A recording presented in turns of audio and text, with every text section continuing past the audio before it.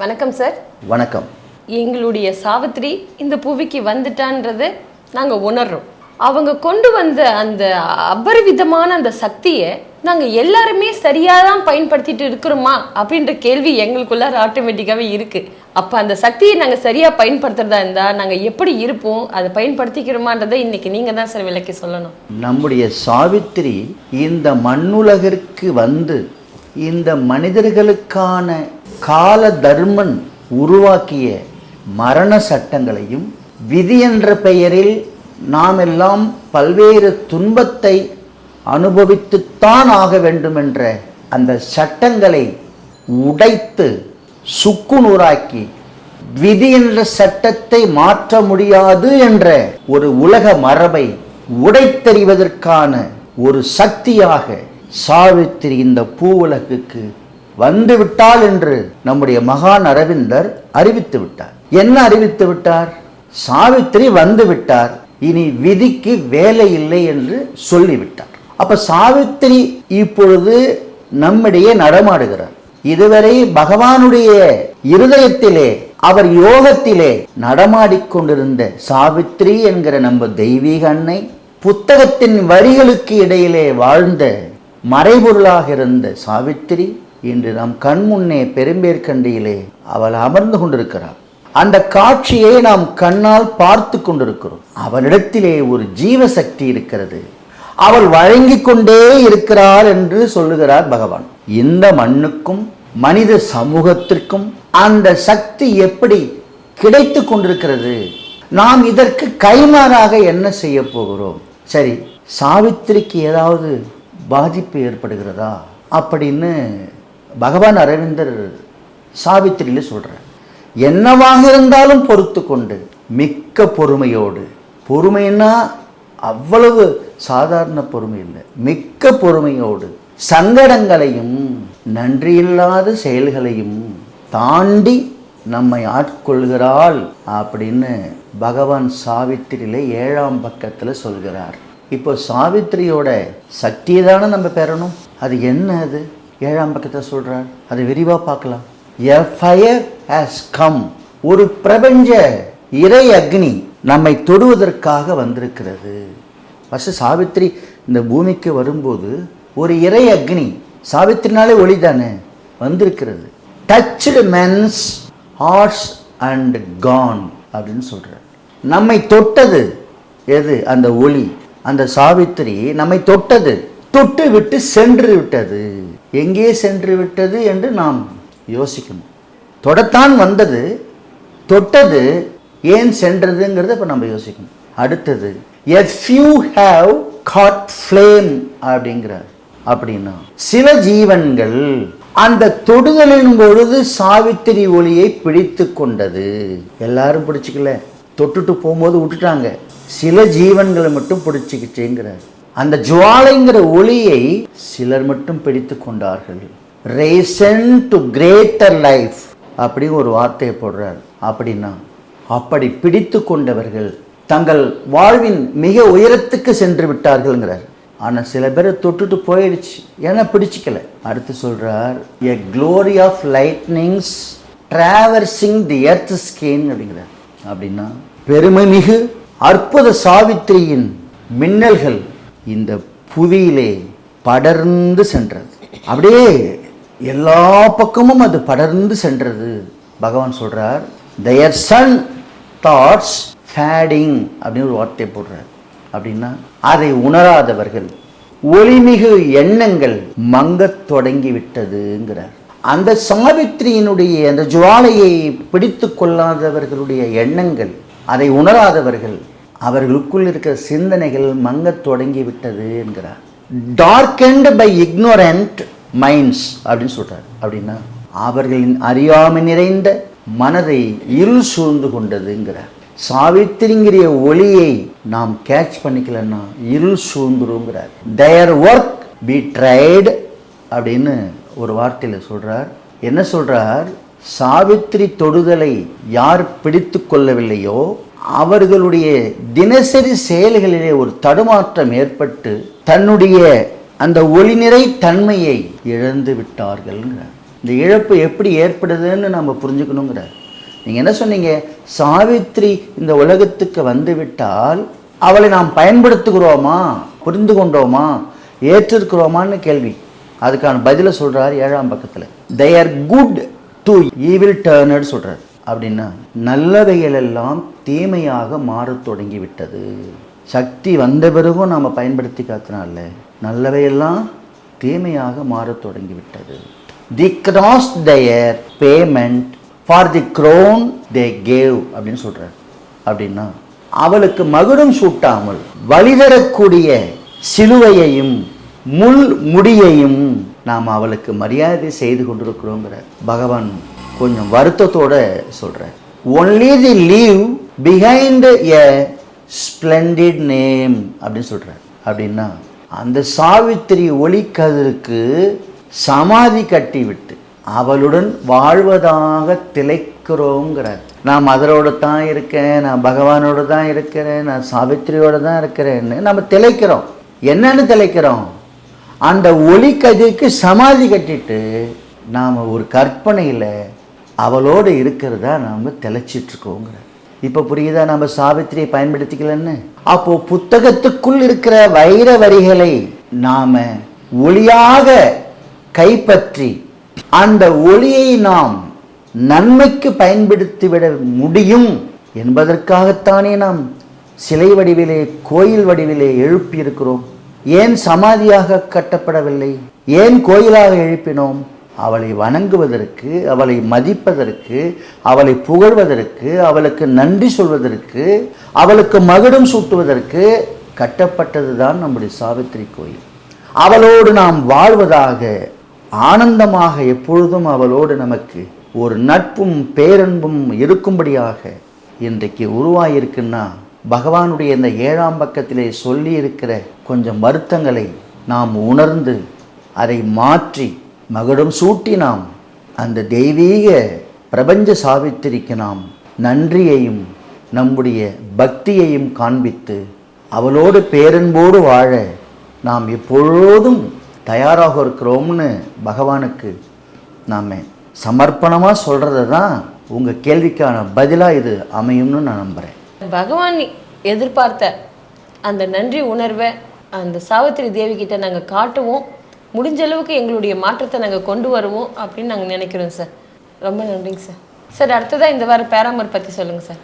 இன்றைய பேராமூரில் பீஷ்மருக்கும் கிருஷ்ணருக்கும் இடையிலான பேரன்பை பற்றி பார்க்க போகிறோம். இந்த பாரத தேசத்திலும் சரி, உலக நாடுகளிலும் சரி, கண்ணனுடைய அன்பை ருசித்தவர்கள்னு பார்த்தீங்கன்னா ஏராளம். குழந்தையாய் அவன் விளையாடியதும், குமரனாய் கோபியர்களை காதலித்ததும், வாலிப பருவம் மறைந்த பிறகு பல பெண்களை மணந்ததும், பாரத போரிலே பாண்டவர்கள் கௌரவர்கள் இடையே ஏற்பட்ட விரிசலை, பகையை பயன்படுத்தி பாரத போரை நடத்தி உற்றவர்கள், மற்றவர்கள், பகையாளிகள், படை தளபதிகள், பாவிகள், குழந்தைகள், மிருகங்கள், பல தேசத்து மாமனிதர்கள், ராஜாக்கள், யானைகள், குதிரைகள், இது எல்லாம் மாண்டதும் சரி, மாள வைத்ததும் சரி, தோற்கடிக்கிறதும் ஜெயிக்க வைக்கிறதும் எல்லாம் அவனின் செயல்தான். அப்படின்னா அவன் அன்பு நிறைந்தவனாங்கிற ஒரு கேள்வி வரும்ல. இப்போ இதெல்லாம் பார்க்கும்போது அவன் வெறும் அன்பு நிறைந்தவன் தானா? இப்போ இதுக்குத்தான் நம்ம கிருஷ்ணருக்கும் பீஷ்மருக்கும் இடையில் ஒரு பேராமுறை நாம் கவனிக்க ஆரம்பிக்கும்போது கிருஷ்ணனை பற்றிய ஒரு முடிவுக்கு வர முடியும். பீஷ்மர் தான் இந்த அகண்ட பாரதத்தோட ராஜாவாக இருக்கணும் உண்மையாக பார்க்க போனால். ஏன்னா பீஷ்மர் தான் சந்தனு என்ற ஒரு மன்னனோட மூத்த மகன், ஒரே மகன். இந்த அகண்ட பாரதத்தை ஆண்டவர் தான் இந்த சந்தனுங்கிற மன்னர், அவருடைய மகன் தான் பீஷ்மர். அப்போ பீஷ்மர் தான் இந்த பாரதத்தை ஆண்டிருக்கணும்.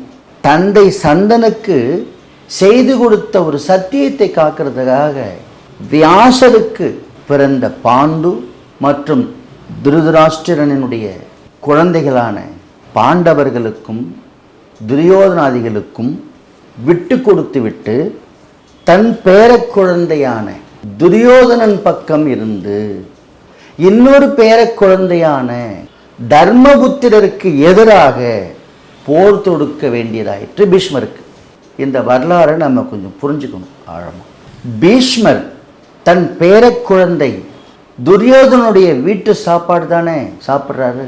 அதில் உப்பு இருக்குல்ல, துரியோதனன் வீட்டு உப்பு இருக்குல்ல, அது அவரை சுரணை இழந்தவனாக மாற்றிடுச்சு. பாஞ்சாலி அவமானப்படும் பொழுது சபையிலே பார்த்து கொண்டு அதை தடுப்பதற்கு எந்த வழியும் தெரியாமல் தன் பேரன் துரியோதனன் மற்றும் துச்சாதனன் இவர்களோடு சேர்ந்து சத்தியத்திற்கு மாறாக சுரணையற்று தவறான வழிமுறையை கடைபிடித்ததனுடைய விளைவுதானே பாரத போர். துரியோதனாதிகள் எல்லோரையும் இழந்த பிறகு பீஷ்மர் மட்டும் அம்பு படுக்கையிலே படுத்து கொண்டு ரத்தம் வடிந்தோடி கொண்டிருந்ததே, உயிர் போகவில்லையே பீஷ்மருக்கு. தாகம் நிறைந்து தவித்து கொண்டிருந்தாரே, தாகத்தை தணிக்க தெரியாமல் இருந்த நேரத்திலே அர்ஜுனனுடைய அம்புதானே தண்ணீர் கொண்டு வந்து கொடுத்தது பீஷ்மருக்கு. எதிரில் இருந்த கண்ணனை கேட்கிறார் பீஷ்மர், இந்த நிலைக்கு வந்ததற்கு நான் காரணமா கண்ணா நீ காரணமான்னு கேட்கிறார். அவர்கள் பக்கம் சேராமல் இருந்திருந்தால் நன்றாக இருக்குமே என்ற நினைவு பீஷ்மருக்கு வருகிறது. குழப்பத்தில் தவிக்கிறார். உடல்லாம் சோர்வடையுது, வலி மிகுந்த வேதனை தருது. ஏன்னா அம்பு படுக்கையில் படுத்துட்டு இருக்கார், உயிர் மட்டும் போக மாட்டேங்குது. ஏன்னா அவர் நினைச்சாதான் போகும். அப்படி ஒரு வரம் வாங்கின வந்தவர் பீஷ்மர். போர்க்களத்திலே உயிருக்கு போராடி கொண்டிருக்கும் பொழுது எல்லோரும் தர்மபுத்திரனுக்கு பட்டாபிஷேகம் செய்கிறாங்க. பட்டாபிஷேகம் செய்து ராஜாதி ராஜனா மாத்துறாங்க. அவர் பட்டாபிஷேகம் முடிஞ்சு தர்மபுத்திரர் கண்ணனை தேடி செல்றார். கண்ணன் ஒரு தனியாக ஒரு இடத்துல உட்கார்ந்துருக்கார். உட்கார்ந்துட்டு பீஷ்மரை மனசில் நினைக்கிறார். கண்ணனுடைய மனசில் பீஷ்மர். அவரை நினச்சிட்டு ஆழ்ந்த ஒரு மனநிலையில் ஒளி நிலைக்கு போகிறார். சாதாரண நிலை இல்லாமல் ஒளி நிலைக்கு போகிறார். அப்போது அந்த தியானத்தில் உட்கார்ந்துருக்கிறார் கிருஷ்ணர். தர்மபுத்திரர் வந்து குரல் கொடுக்குறார். கண் விழித்த கண்ணன் என்னன்னு கேட்குறார். கிருஷ்ணன் பீஷ்மரை நினைத்து கொண்டு நான் தியானத்தில் இருக்கிறேன்னு சொல்கிறார்.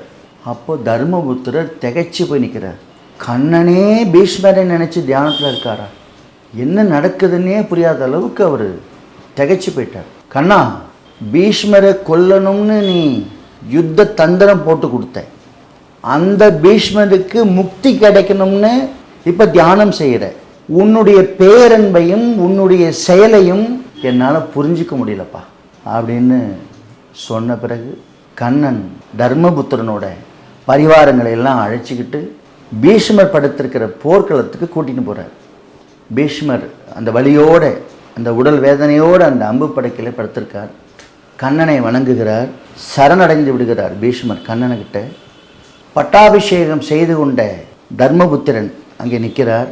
அப்பொழுது கண்ணன் சொல்லுகிறார், தர்மபுத்திரனுக்கு ராஜநீதியையும் உலக நீதியையும் தண்ட நீதியையும் சொல்லி விளக்கு என்று கண்ணன் சொல்லுகிறார். பீஷ்மரை தன்னுடைய மடியில் கிடத்திக்கிறார் கண்ணன். பீஷ்மருடைய வலியெல்லாம் மறையுது.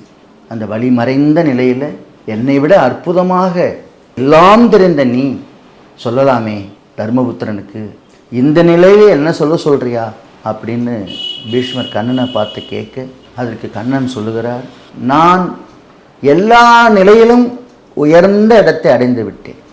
ஆனால் நீ சத்தியத்தை வலிமையாக அதை வரமாக பெற்றுக்கொண்ட நீ இறைத்தன்மையை மறந்து உலக வாழ்வினுடைய இச்சையிலே உன் மனதை இணைத்ததினால் உன் பேரன் துரியோதனனுக்காக போரிட்டு வெட்கமுடன் அழிய நேர்ந்தது. உன் மீது எனக்கு பேரன்பு இருக்கிறது, அதனால் நீ மீண்டும் பிறப்பெடுக்காமல் இருக்க உன்னை நினைத்து தியானத்தில் கரைந்தேன். கண்ணன் சொல்றார், உங்கள்கிட்ட சத்தியம் இருக்கு, நேர்மை இருக்கு, எல்லாம் இருக்கு. ஆனால் உன் பேரன் துரியோதனோடு சேர்ந்து நீ தவறு செய்து விட்டா இல்லை, அதனால நீ அம்பு படுக்கையில் அந்த வேதனை பட்டு கொண்டிருந்தில்லை. அதை தாண்டி உன் மீது எனக்கு பேரன்பு என்பது எப்படி வந்தது?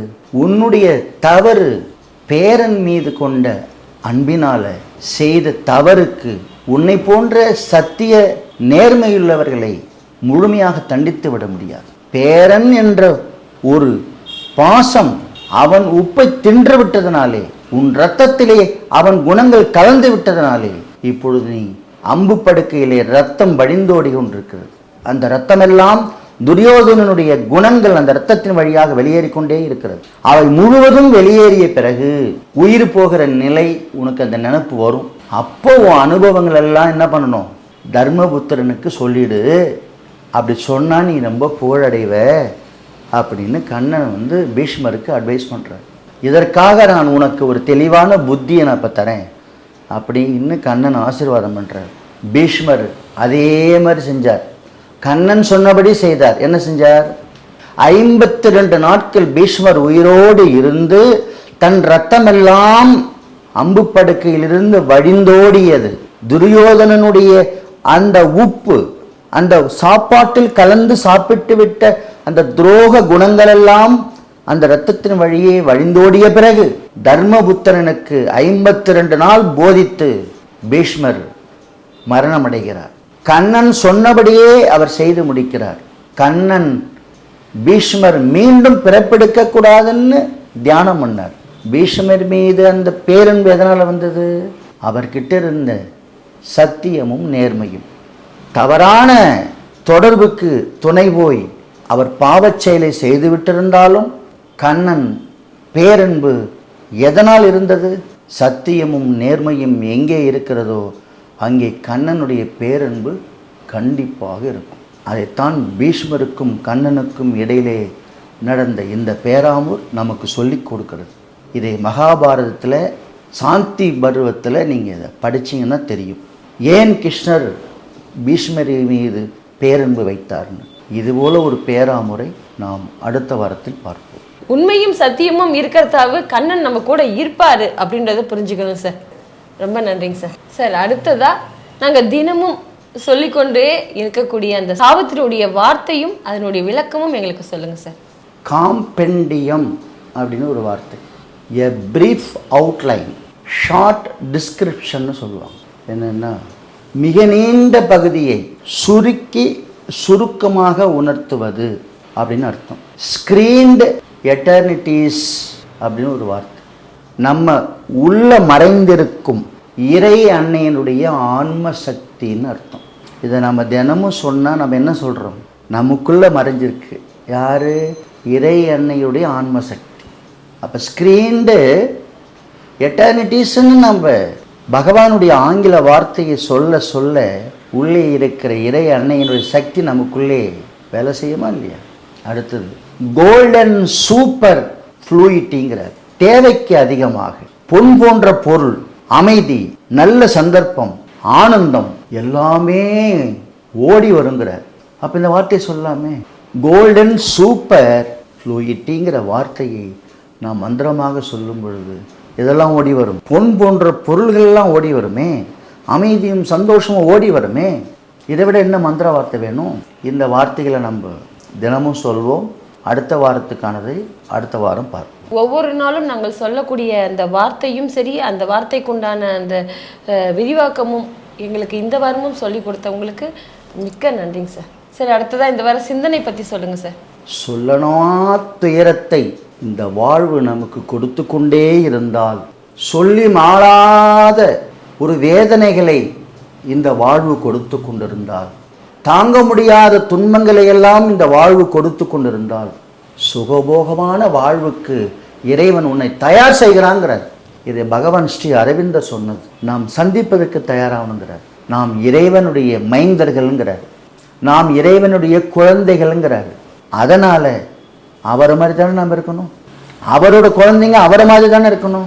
அப்போ நாம் தெய்வீக தன்மையோடு இருக்கணுமா இல்லையா அப்படின்னு சாவித்திரி கேட்குறா.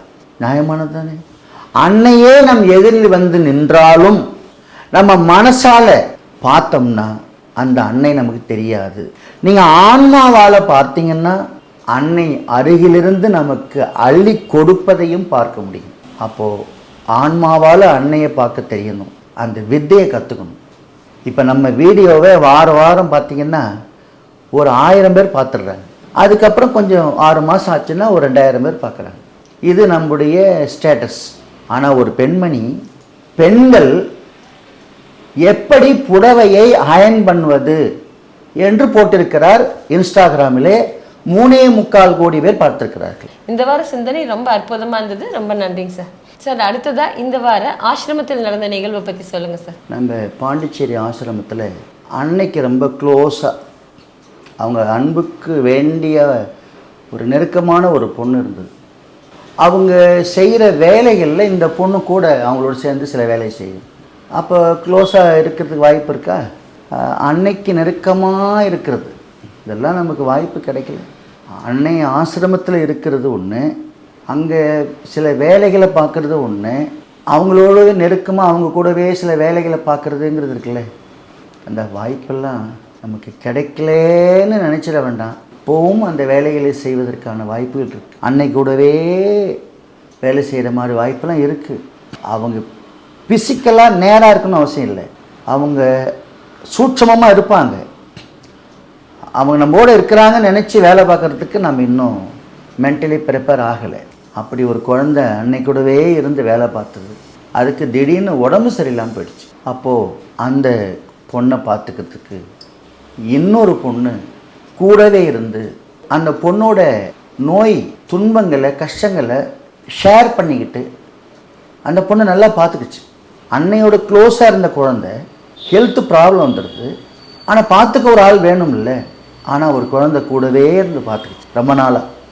ஒரு கட்டத்துக்கு அப்புறம் அந்த குழந்தையை காப்பாற்ற முடியல, அது இறந்து போச்சு. இப்போ ஒரு நாள் அன்னை அந்த கூடவே இருந்து உதவியாக இருந்ததில்லை, அந்த பொண்ணை அன்னை சந்திக்கிறாங்க. அந்த குழந்தைக்கு அன்னை சொன்னாங்க, உனக்கு என்னுடைய நன்றியை தெரிவிச்சுக்கிறேன்னாங்க. அந்த குழந்தைக்கு பகீர்னு ஆயிடுச்சு. தெய்வமே, நீ எதற்கு எனக்கு நன்றி சொல்லணும்னு ஒரு பதட்டம்.